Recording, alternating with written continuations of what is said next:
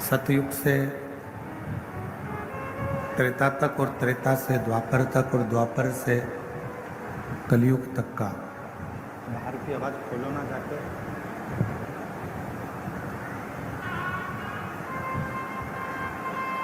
सतयुग, त्रेता युग, द्वापर और कलयुग, इन सभी युगों में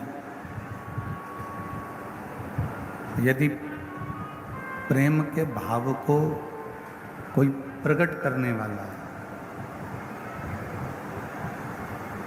प्रेम के भाव को यदि कोई दर्शाने वाला है, तो वो मेरा देवाधिदेव महादेव।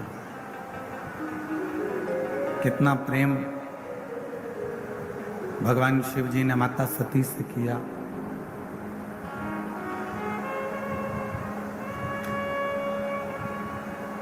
माँ जगतजननी माता सती से कितना प्रेम किया कि माँ सती अपने शरीर को जलाकर भस्म कर दी। माता सती अपने शरीर को जब भस्म कर देती हैं जलाकर, तो भगवान शिव सती के शरीर को अपने कंधे पर डालकर तांडव रच देते हैं।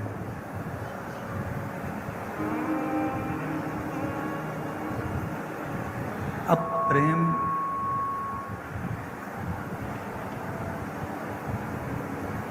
शिव का सती के प्रति और उतना ही प्रेम माता सती का, उतना ही प्रेम माता सती का शिव जी के प्रति, भगवान शंकर के प्रति। कौन स्त्री, कौन नारी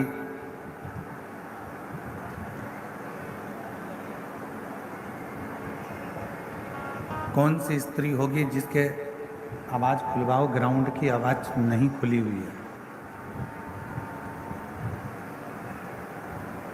कौन स्त्री ऐसी होंगी जो अपने पति का सम्मान नहीं हुआ, पति का आदर नहीं हुआ, पति का सत्कार नहीं हुआ और अपने पिता के घर में अपने प्राणों को त्याग देती है।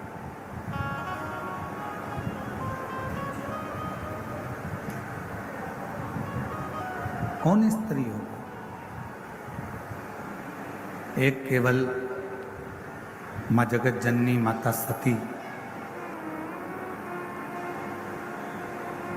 एक माता सती जो अपने पति का, भगवान देवाधिदेव महादेव का अपमान सह नहीं पाई।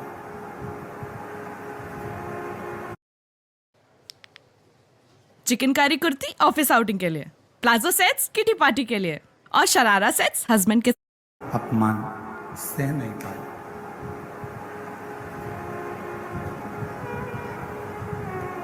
और प्रेम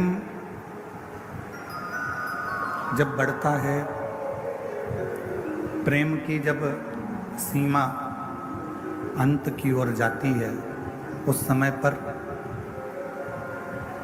जिससे आप प्रेम करते हो, जिससे आप स्नेह करते हो, उसका अपमान आप सह नहीं सकते। उसका अपमान आप सह नहीं पाते। और शंभु शरण मांगो घड़ी रे,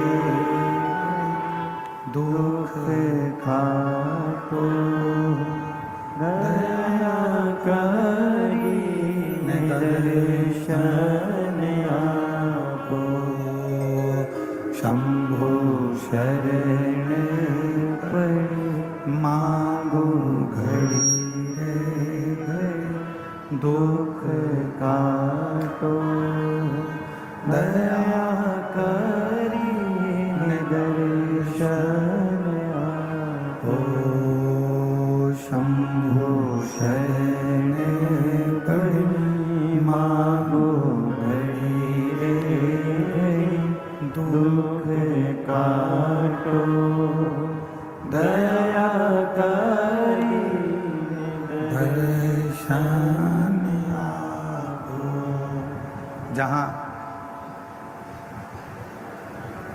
प्रेम पूर्ण विराम की ओर जब जाए तो जिससे स्नेह होता है, जिससे प्रेम होता है, उसका अपमान सहन नहीं होता है, उसका अपमान सहा नहीं जाता है।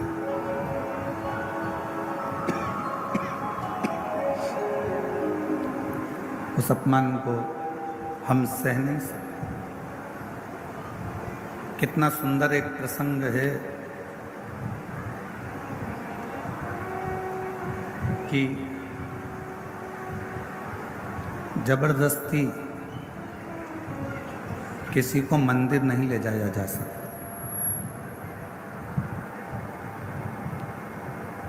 जबरदस्ती किसी को मंदिर नहीं ले जाया जा सकता। जबरदस्ती किसी को कथा के पंडाल में नहीं ले जाया जा सकता। बोलो सही है कि गलत है? आप किसी को बहुत प्रेशर दोगे कि नहीं तुमको मंदिर जाना ही पड़ेगा, मंदिर जाना ही पड़ेगा, मंदिर जाना ही पड़ेगा, ऐसा नहीं है कि वो मंदिर जाए।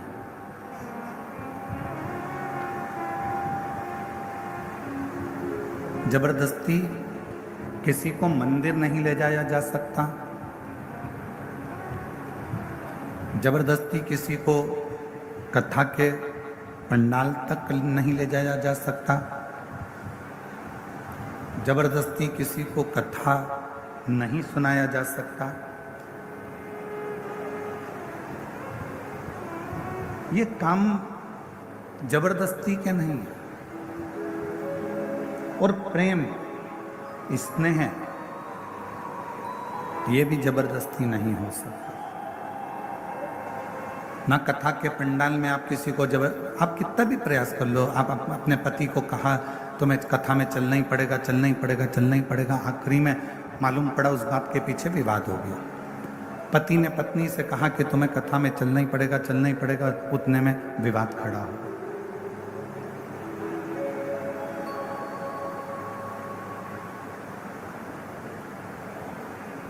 पत्नी ने पति से कहा कि तुम्हें मंदिर जाना ही पड़ेगा, मंदिर चलना ही पड़ेगा, मंदिर चलना ही पड़ेगा, मालूम पड़े विवाद खड़ा हो। तो जबरदस्ती ना कथा के पंडाल में पहुंच सकते हो, जबरदस्ती ना आप मंदिर पहुंच सकते हो, जबरदस्ती ना आप कथा सुन सकते हो। ये तो अपने भीतर की मस्ती होती है। ये तो अपने भीतर का एक आनंद होता है, अपने भीतर की एक अलमस्ती होती है। और उसी भीतर की मस्ती में, उसी ही भीतर की अलमस्ती में हम भगवान शिव का गुणगान कर बैठते हैं। उसी भीतर की परमात्मा की अलमस्ती में हम भगवान की कथा में जा बैठते हैं। उसी भीतर की अलमस्ती में हम भगवान का स्मरण कर बैठते हैं। और जब हम भगवान का भजन शिव की मस्ती में, शंकर की मस्ती में, भजन की मस्ती में, भगवान की करुणा की मस्ती में, जब हम शिव के भजन की मस्ती में डूबने लगते हैं, तब हमारा शंकर एक काम करता है कि हमको वो हस्ती बना देता है जो दुनिया में कोई एक दो ही हो पाते हैं। ये शिव की मस्ती का आनंद है।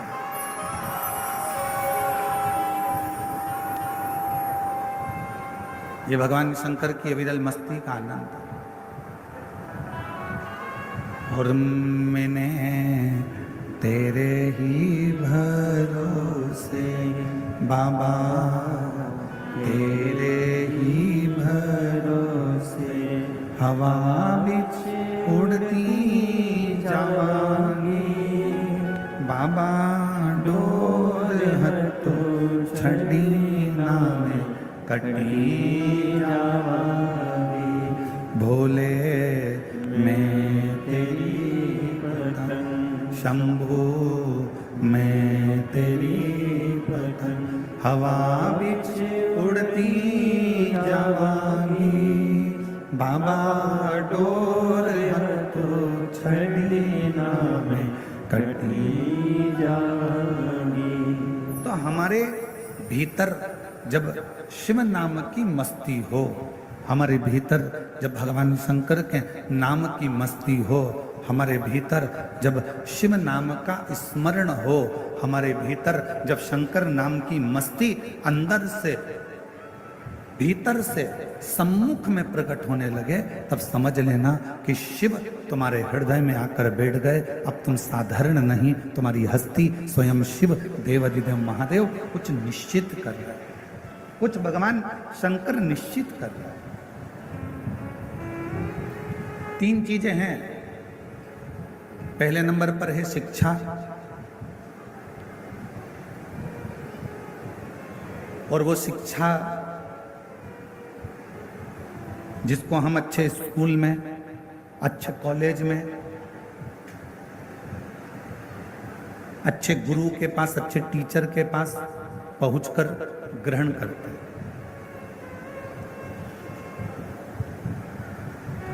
और वो शिक्षा हमको जीने का तरीका सिखाती है।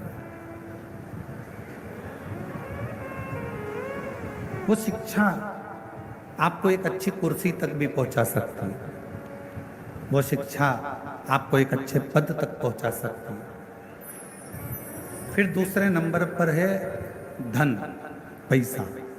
पैसा आपको गाड़ी भी दिला सकता है, बंगला भी दिला सकता है, जमीन भी दिला सकता है, आपको प्रतिष्ठित भी बना सकता है, वैभवपति भी बना सकता है। और तीसरे नंबर पर है संस्कार। शिक्षा, धन और संस्कार। संस्कार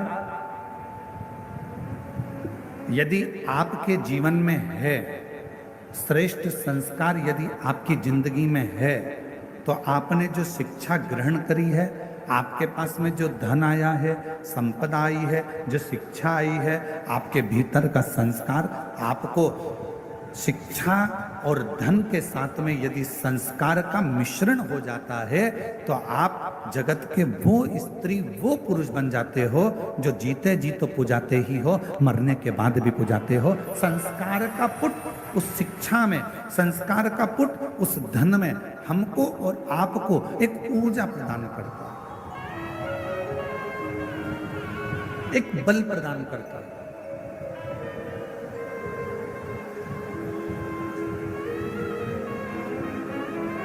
कल कथा में कहा था,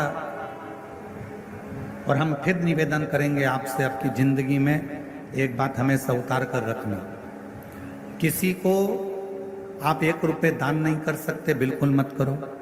किसी को आप अठन्नी नहीं दे सकते, बिल्कुल मत दो। इस व्यासपीठ से हम करें, और एक बार नहीं, हम पहले भी कह चुके। आप किसी को अठन्नी मत दीजिए, 1 रुपया मत दीजिए।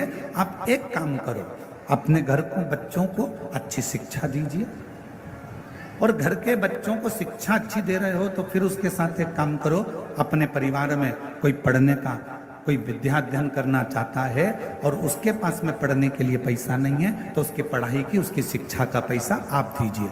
और अगर घर में भी अगर बच्चे अच्छे पढ़ रहे हैं और पैसा है, तो पड़ोस में देखो कि कोई शिक्षा अध्ययन करने वाला हो और उसके पास धन नहीं है, तो उसकी शिक्षा का खर्चा आप उठाइए। और वो भी है तो फिर अपनी कॉलोनी में, अपनी सोसाइटी में, अपने एरिया में देखिए कि कोई बच्चा पढ़ने में कमजोर है और उसको पढ़ना है, उसके पास धन नहीं है, तो उसके शिक्षा का पैसा आपको देना चाहिए। एक शिक्षा और एक चिकित्सा,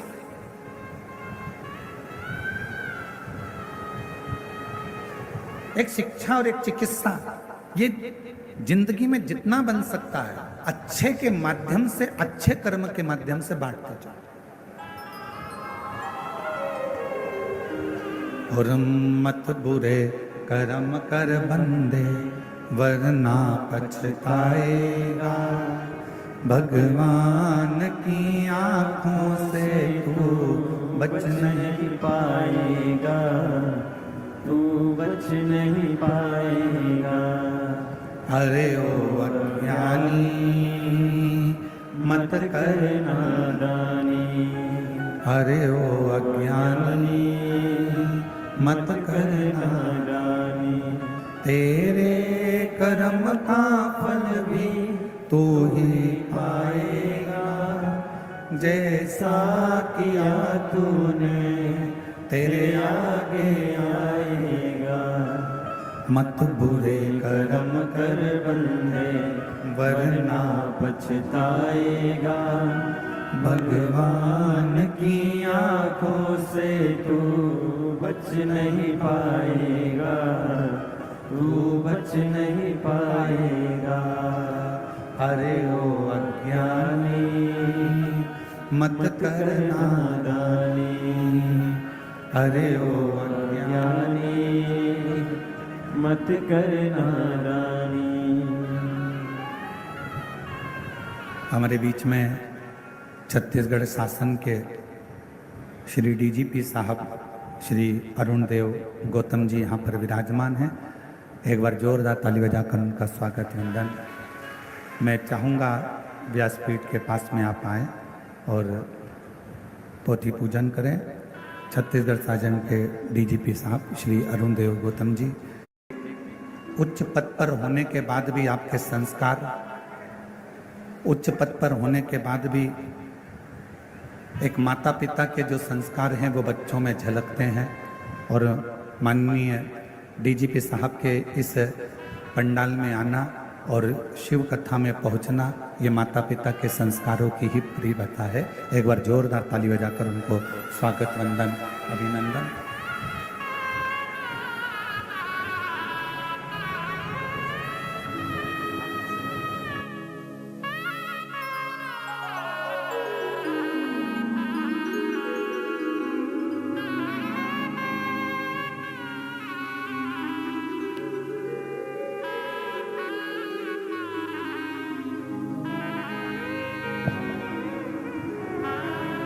और शंभु शरण पड़ी मांगो घड़ी रे घड़ी, दुख काटो दया करीन दर्शन आपो।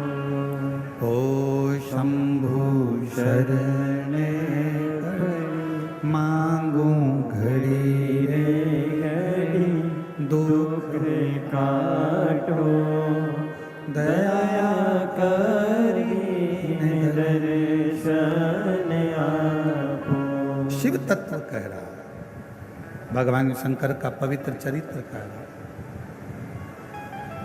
शिव महापुराण की कथा कह रहे हैं। एक है शिक्षा,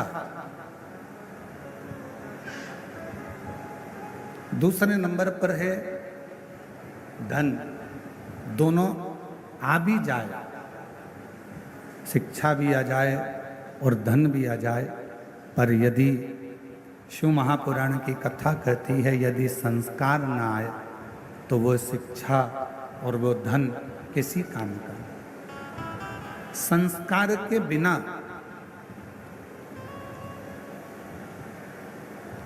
आपका धन बेकार है। एक बात पूछें, जरा उत्तर दीजिएगा। जितनी मेरी जीजियां बैठी हैं, जितने मेरे जीजा बैठे हैं, सब उत्तर देना। पूरे घर में जितने कमरे हैं, तुम्हारे घर के अंदर जितने रूम हैं, जितने कमरे हैं, उन कमरों में, उन रूम में सबसे अच्छा रूम, सबसे भरा हुआ रूम, जिस रूम में सबसे ज़्यादा आनंद आपको आता है रुकने में, बैठने में, बोलने में, वो रूम अगर होगा तो आपके घर की माँ का, आपके पिता का रूम होगा, जिसमें थोड़ी देर बैठोगे तो आनंद की अनुभूति होगी। अपने माता पिता का रूम, अपने माता पिता का कक्ष, अपने माता पिता का रूम। दिन भर की थकान हो, दिन भर की तकलीफ हो, थकान हो, कष्ट हो बहुत ज़्यादा, आप थोड़ी देर अपनी माता के कमरे में, अपने माँ के कक्ष में, थोड़ी देर अपने पिता के कक्ष में, जो घर के बुजुर्ग हैं उनके पास में 2 मिनट, 2 क्षण, 5-10 मिनट जाकर बैठ जाइए और आप जब वहां पर जाकर बैठेंगे तो शिव महापुराण की कथा कहती है, आपको ऐसा लगेगा कि मेरे सिर पर किसी बुजुर्ग का हाथ है, मेरे सिर पर कोई बड़ा बैठा हुआ है और मैं इस कार्य को कर सकता।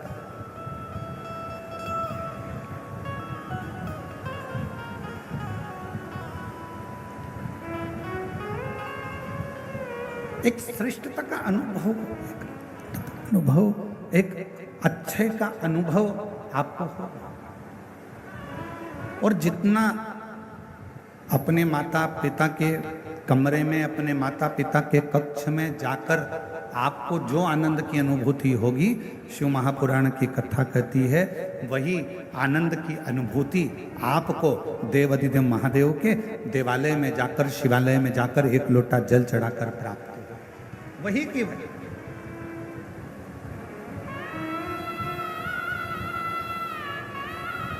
और शिव महापुराण की कथा कहती है, भगवान शंकर का चरित्र कहता है कि एक शिवजी ने माता सती से प्रेम किया, माता सती ने शंकर भगवान से प्रेम किया। दोनों के प्रेम में एक सबसे बड़ा अंतर यह है कि माँ सती जब भगवान देवाधिदेव महादेव से स्नेह करी और सती माता का स्वयंवर दक्ष प्रजापति ने रखा और शिव जी को निमंत्रण ना देकर भगवान शंकर का एक मूर्ति पाषाण की दरवाजे पर खड़ी कर दी। और जो दरवाजे पर पाषाण की मूर्ति खड़ी करी, माँ सती ने जैसे ही उस पाषाण की मूर्ति पर भगवान शंकर की मूरत पर जैसे ही माला पिनाई, माला पिनाते से ही भगवान शंकर उस पाषाण की मूर्ति से प्रकट हो जाते हैं, उस पाषाण की मूर्ति से सामने आ जाते हैं। अब प्रेम कितना प्रकट हो, प्रेम की कितनी परिभाषा हो, प्रेम की कितनी आनंदता हो, कितनी आनंद। अपना पिता मान लेते हो, भगवान शंकर को अपना एक आनंदमय भाव मान लेते हो और शिव जी के मंदिर में जाकर आप जब एक लोटा जल समर्पित करते हो, शंकर भगवान से अपने मन की बात कहते हो, शिव जी को अपने हृदय की बात जब श्रवण कराते हो, दुनिया की दृष्टि में हो सकता है कि वो पाषाण हो, दुनिया की दृष्टि में हो सकता है कि वो पत्थर का शिवलिंग हो, दुनिया की दृष्टि में हो सकता है कि वो एक पाषाण हो सकता है, दुनिया की दृष्टि में केवल एक पत्थर का एक मूर्ति हो सकती है, शिवलिंग हो सकता है। पर शिव महापुराण की कथा कहती है, जब आप दिल से, प्रेम से, स्नेह से एक लोटा जल शिव को समर्पित करते हो और अपने मन की बात कहते हो, उस समय पर शिव पाषाण के नहीं रहते, पत्थर के नहीं रहते। मेरा ओ घड़दानी आपकी बात सुनने के लिए आपके सम्मुख में हाल हाजुर विराजमान हो जाते।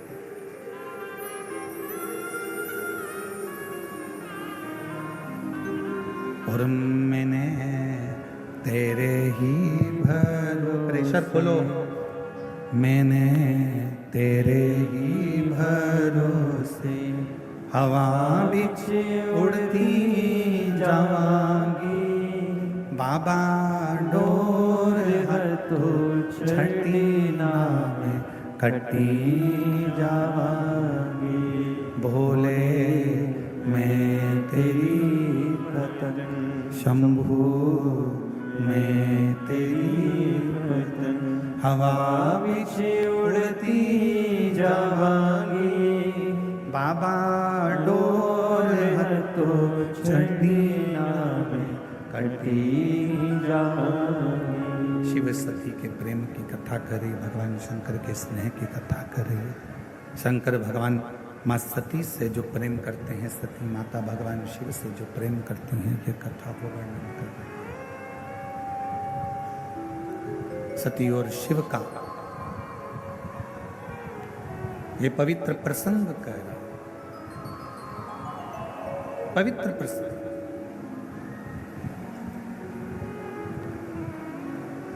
और एक बड़ी सुंदर चरित्र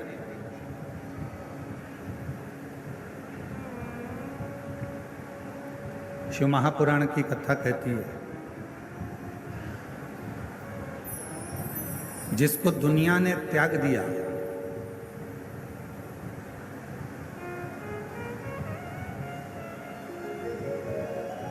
आपके घर में भोजन बनाने के लिए गांव में लकड़ी जलती है, गोबरी कंडा जलता है, और उसकी राख तैयार हो जाती है। उस राख को क्या करते हो? अलमारी में संभाल के रखते हो क्या? जम के तो बोलो नहीं। क्या करते हो? उसको फेंक देते हो, या बर्तन मांजने में उसको थोड़ा सा रख लो।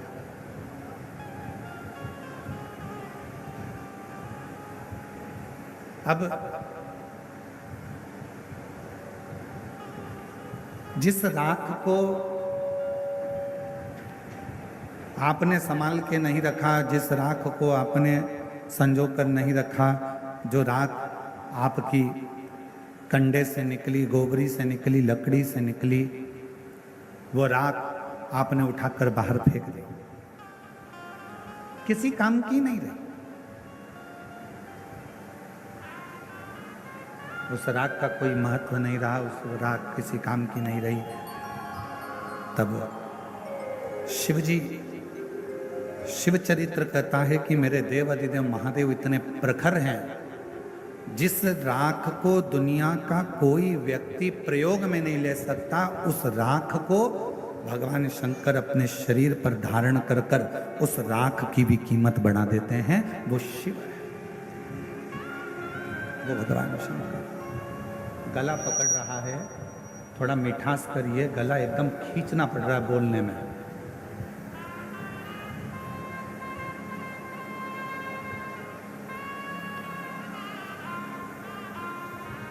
राख, जिस राख का कोई महत्व ही नहीं, जिस राख की कोई मूलता ही नहीं,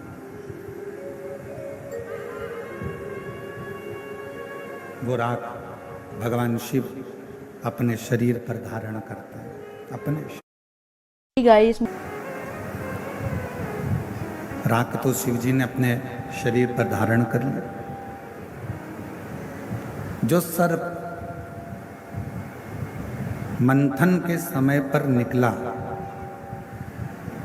जो सर्प मंथन के समय पर प्रयोग में लिया गया, प्रयोग में उस सर्प को लिया गया, उसका शरीर पूरा की पूरा घिस गया था बीच बीच में वो, और विष शिव जी के पास आ गया। और वो सर्प जो शरीर से बिल्कुल बेकार सा हो गया था, जिसका शरीर पूरा घायल हो गया था, जिसका शरीर किसी काम का नहीं बचा था, वो सर्प आखिरी में भगवान शंकर को दया आई और शिव जी को लगा कि देवताओं ने तो अमृत प्राप्त कर लिया, मुझे विष मिल गया, पर ये सर्प को कुछ भी नहीं मिला जिसने वो मंथन किया।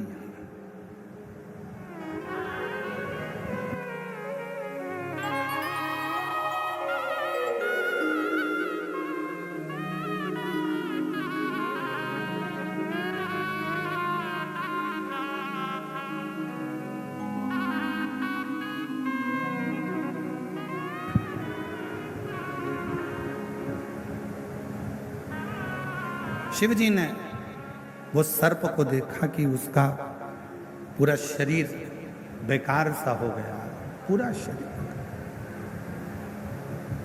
और जब शरीर पूरा बेकार सा हो गया, तब मेरे देव अधिदेव महादेव ने उस सर्प को अपने गले में धारण किया, अपने गले।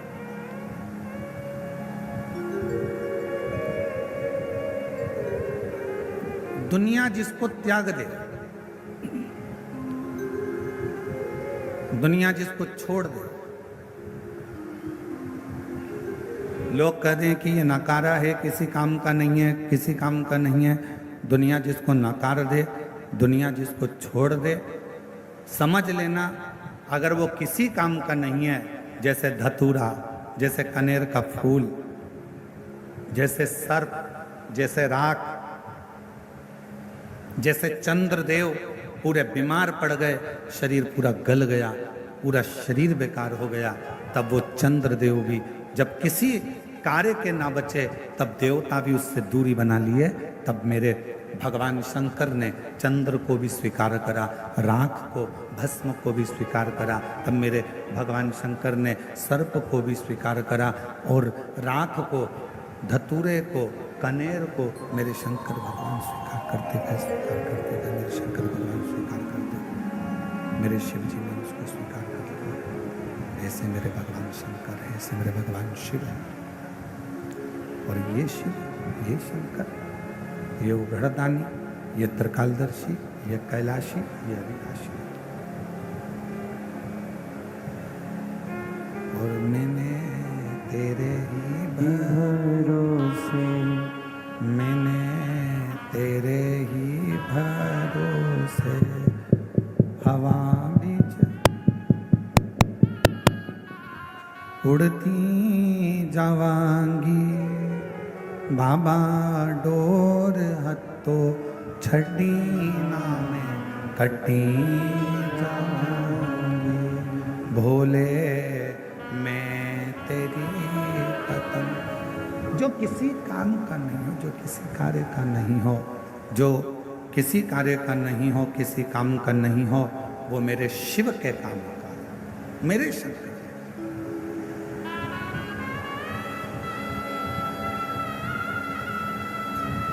चलो एक बात और आपसे पूछें, कोई ऐसा देवता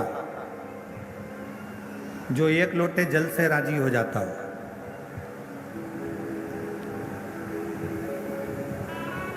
तैतीस कोटि देवता में केवल एक देव अधिदेव महादेव ऐसे हैं जो एक लोटा जल चढ़ाते से ही प्रसन्न हो जाते हैं।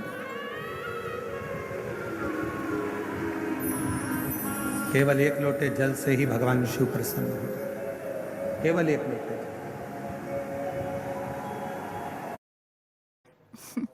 लोग मेरी ड्रेस देखकर हमेशा एक कमेंट पास करते हैं, बड़े महंगे महंगे शौक लगा रखे हैं, क्वालिटी।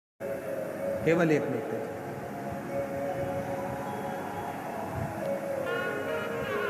जल। बोलबम का नारा है, जरा जम के बोलो, बोलबम का नारा है, सारी समस्या का हल, सारी समस्या का हल श्री शिवाय, श्री शिवाय, श्री शिवाय। 33 कोटि देवता में केवल एक देव अधिदेव महादेव ऐसे हैं जो एक लोटा जल चढ़ाते से ही प्रसन्न हो जाते। कुछ नहीं चाहिए तुमसे, तुम्हारा धन तुम्हारे पास रखो, तुम्हारी संपदा तुम्हारे पास रखो, तुम्हारा सत्ता तुम्हारे पास रखो, तुम्हारा वैभव तुम्हारे पास में रखो, तुम्हारी पूंजी तुम्हारे पास में रखो, सब तुम्हारे पास में रखिए, शिव जी को नहीं चाहिए, भगवान शंकर जी को नहीं चाहिए।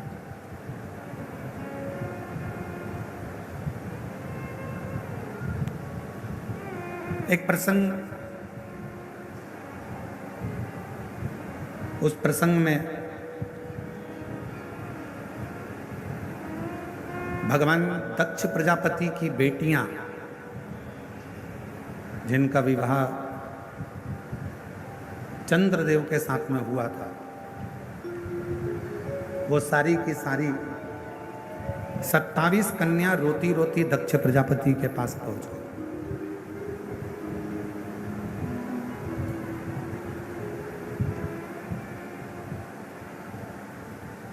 और 27 कन्या जब दक्ष प्रजापति के पास में पहुंची, आंखों में से उनके आंसू निकल रहा था, रो रही थी, नैनों से जल बह रहा था, आंसू बह रहा था।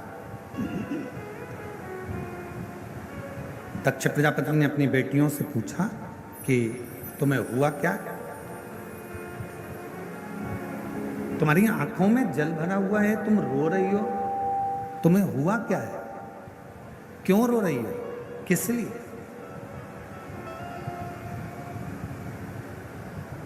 दक्ष प्रजापति की बेटियों ने अपने पिता के गले लगा और गले लगकर दक्ष प्रजापति की बेटियां रोती हुई बोली, पिताजी, हमारे स्वामी जिनके साथ में आपने हमारा विवाह करा है, जिनके साथ हमें परणाया है, हमारी शादी करी है, हमारा विवाह करा है, वो चंद्रदेव केवल एक रोहिणी से प्रेम करते हैं, बाकी का हमसे कोई प्रेम नहीं।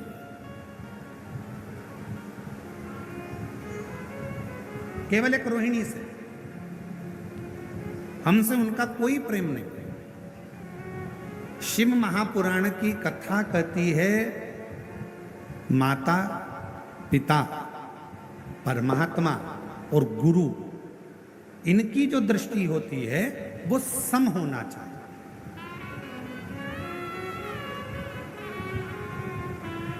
घर की बूढ़ी माँ, जितनी बुजुर्ग माताएं बैठी हैं, इनसे निवेदन है, तुम्हारे मुंह से कभी मत कहना कि बड़ी बहू अच्छी कि छोटी बहू अच्छी। बुढ़ापा आते आते गेंद किसी भी पाले में जा सकती है, और कोई सी भी बहू से पाला पड़ सकता है, कोई सी भी बहू से काम पड़ सकता है।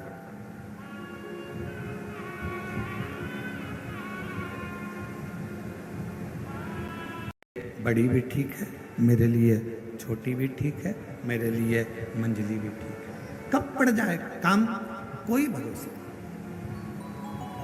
कभी मत कहो कि मेरे लिए बड़ी अच्छी है कि छोटी अच्छी है। भले तुम्हें बड़ी बहू रही हो, भोजन करा रही हो, तुम्हारा पूरा काम कर रही हो, फिर भी मत बोलो कि मेरे लिए बड़ी अच्छी है कि छोटी अच्छी। मेरे लिए सब अच्छी हैं। समय आएगा तब देखा जाएगा, समय आएगा तब देखा जाएगा, समय आएगा तब देखा जाएगा, तब देखिए।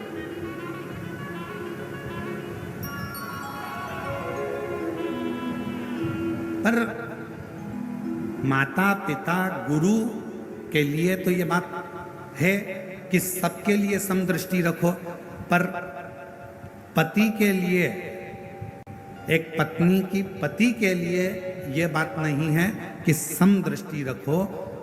पत्नी का जो पति है उसके लिए एक ही बात कही कि अपनी अर्धांगिनी, जिससे तुमने साथ भांवर ली है, जिसके साथ तुम्हारा हथलेवा हुआ है, जिसके साथ तुम विवाह करे हो, उसके प्रति समदृष्टि नहीं, उसके प्रति तुम्हारी पूर्ण दृष्टि होना चाहिए, उसमें तुम्हारा स्नेह होना चाहिए, पूर्ण दृष्टि,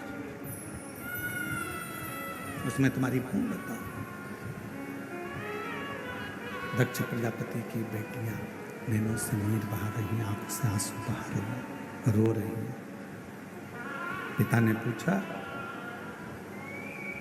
क्या हुआ, क्या हुआ, तुम रो क्यों रही हो, किस लिए रो रही हो, तुम्हारी आंख में आंसू क्यों है, क्यों रो रही हो, क्या बात है। कहा, चंद्रदेव हमारे ऊपर ध्यान नहीं देते। दक्ष प्रजापति ने उसी समय पर एक पत्र लिखा, चंद्रदेव के पास निमंत्रण भेजा। एक अच्छा ससुर, एक अच्छी सास अपनी बेटी को भी समझाती है और अपने दामाद को भी समझाती है। पर एक आज का जमाना बड़ा विचित्र है। आज के जमाने में बेटियों को कह दिया जाता है कि बेटा जितना बने उतना काम करना, वरना अपने कमरे में जाकर बैठ जाना।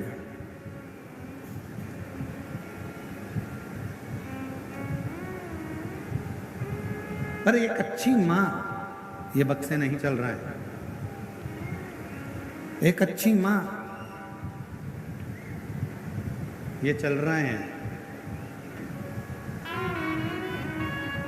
एक अच्छी मां और एक अच्छा पिता जब अपनी बेटी के या दामाद के पास में जब कोई बात होती है, या कोई प्रसंग होता है, या कोई विवाद हो जाता है, या कोई लड़ाई हो जाती है, तो सास ससुर अपनी बेटी और दामाद दोनों को समझाते हैं, दोनों को समझाते।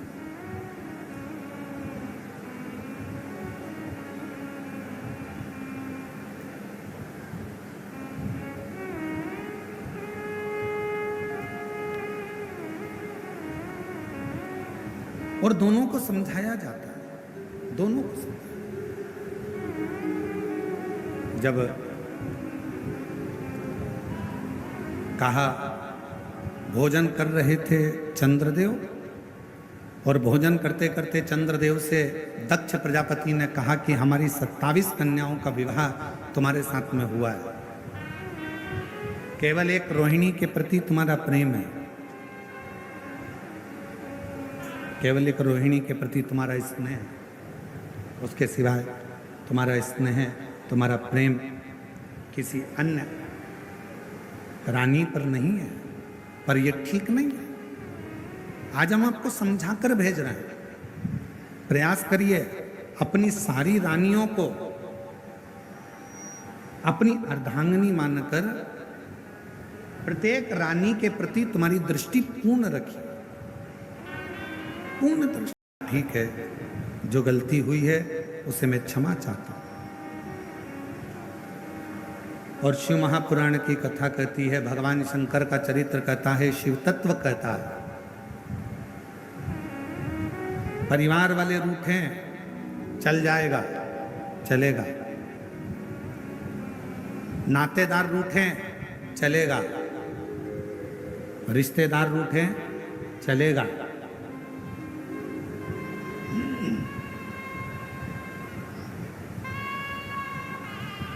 किस्मत रूठे।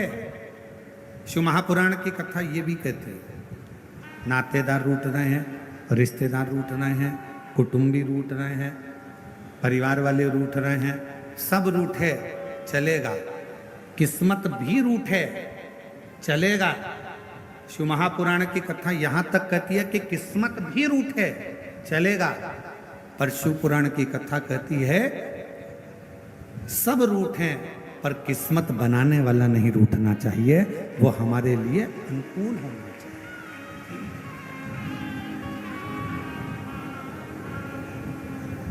परिवार रूठेगा चलेगा, नातेदार उठेंगे चलेगा, रिश्तेदार उठेंगे चलेगा, उठेंगे चलेगा। शंभु शंभु शंभु शंभु।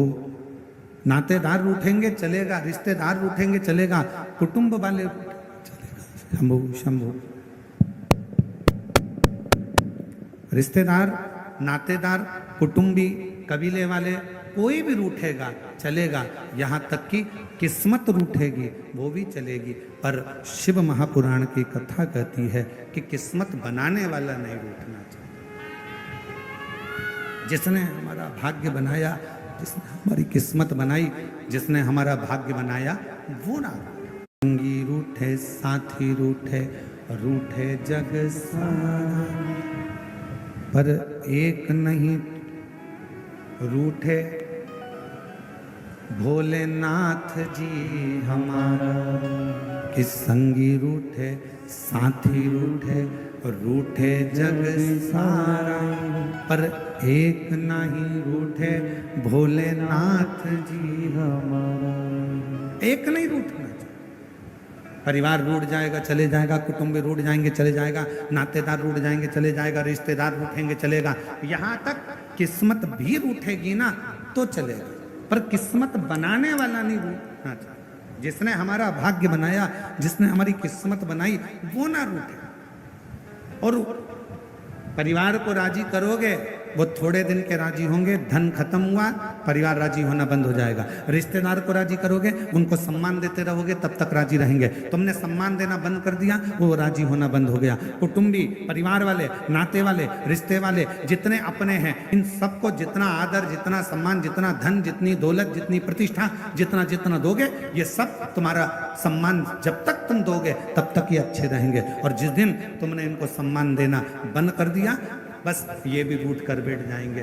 ध्यान देना, किस्मत भी रूठे ना तो चलेगा, पर वो परमात्मा जिसने हमारा भाग्य बनाया, वो परमात्मा जिसने हमारी किस्मत बनाई, वो परमात्मा जिसने हमारा भाग्य बनाया, वो परमात्मा जिसने हमारी किस्मत बनाई, वो ना रूठे, उसको नहीं रूठना चाहिए।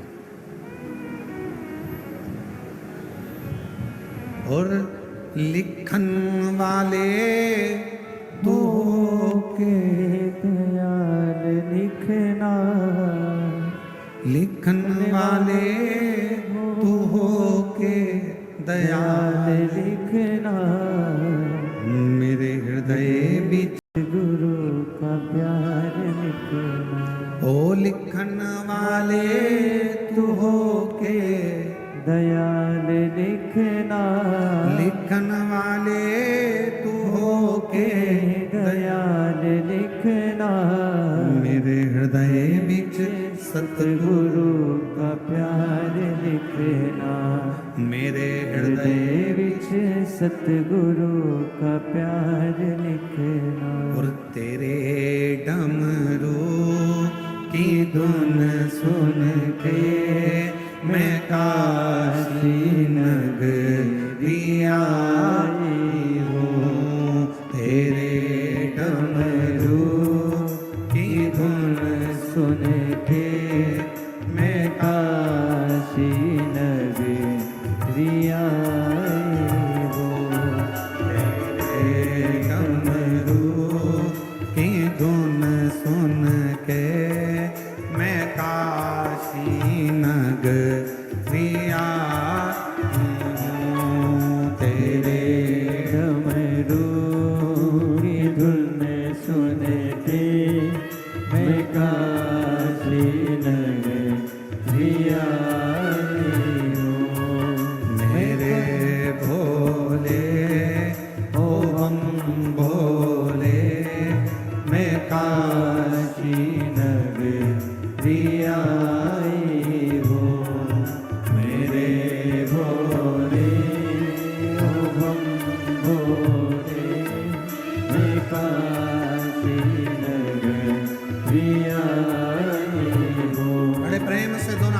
ताली सेवा देते हुए।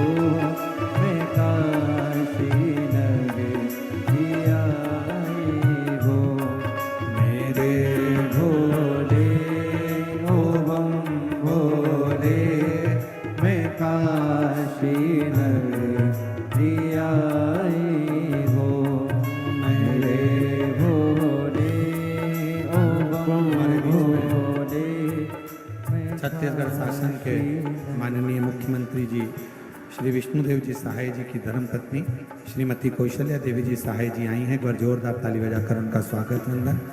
प्रत्येक शिव महापुराण में आपका आगमन, भगवान शंकर की अविरल भक्ति आपके भीतर, जोरदार ताली बजाकर स्वागत। सुन सुन के मैं काशी नगर ले आए हो, सुना है हमने ओ भोले तेरी काशी में मुक्ति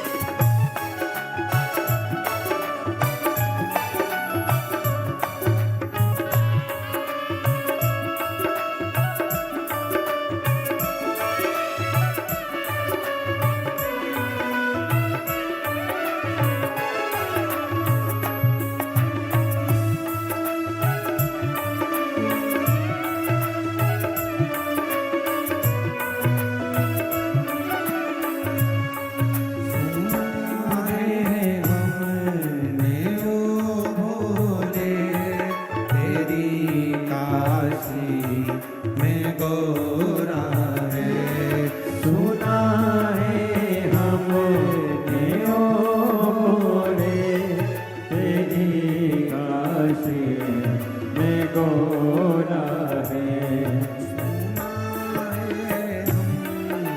ओ भोले तेरी काशी में गोरा है।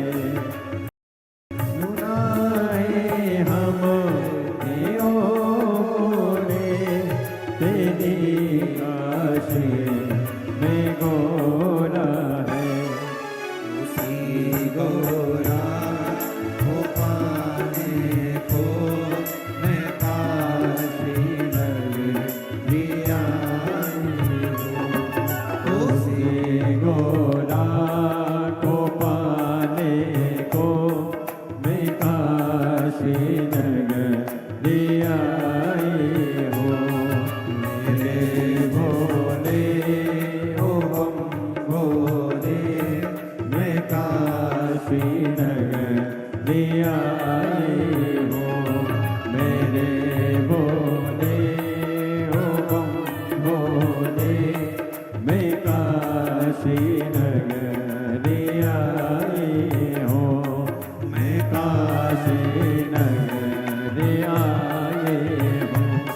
मैं काशी नगरी आई हूँ। मैं काशी नगरी आई हूँ।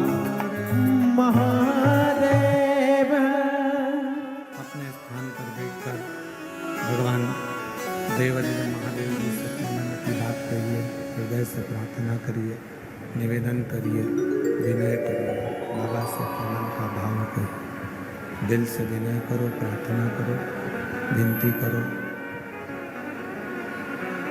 जहाँ जगह मिले वहाँ बैठकर बाबा को अपने मन का भाव, हृदय से बाबा को अपने मन का भाव कहिए, प्रार्थना करिए।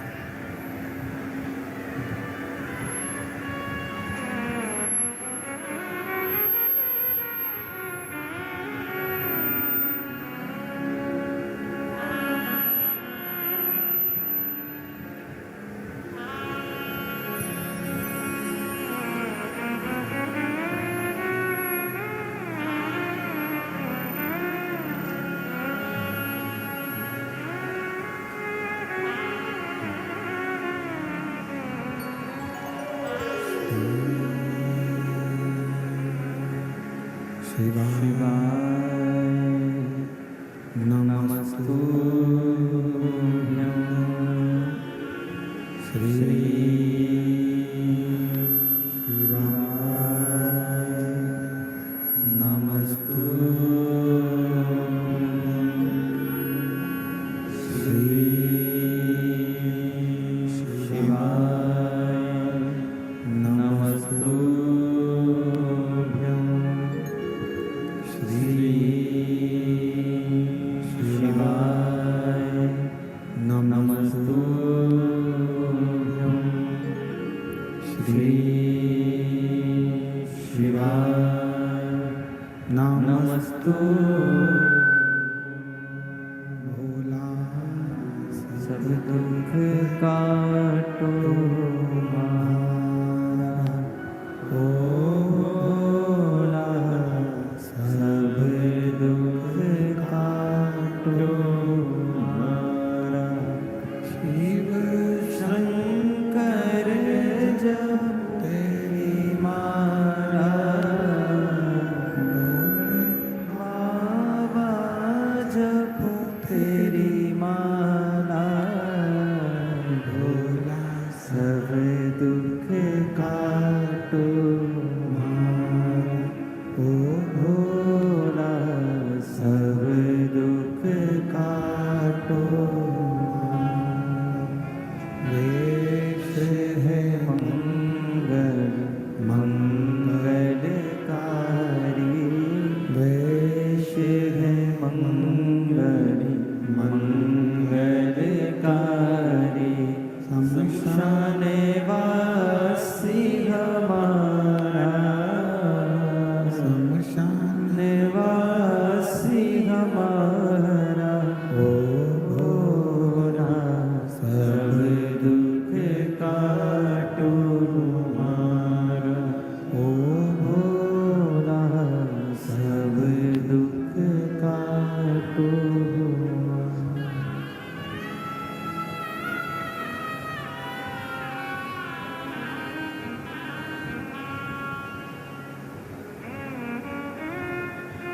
बाबा देवादिदेव महादेव, भगवान शिव, भगवान उगड़दानी, प्रकाशदर्शी, कैलाशी, विनाशी, भगवान शंकर की पवित्र कथा वर्णन कर रही है, शिव महापुराण की कथा कह रही है। दक्ष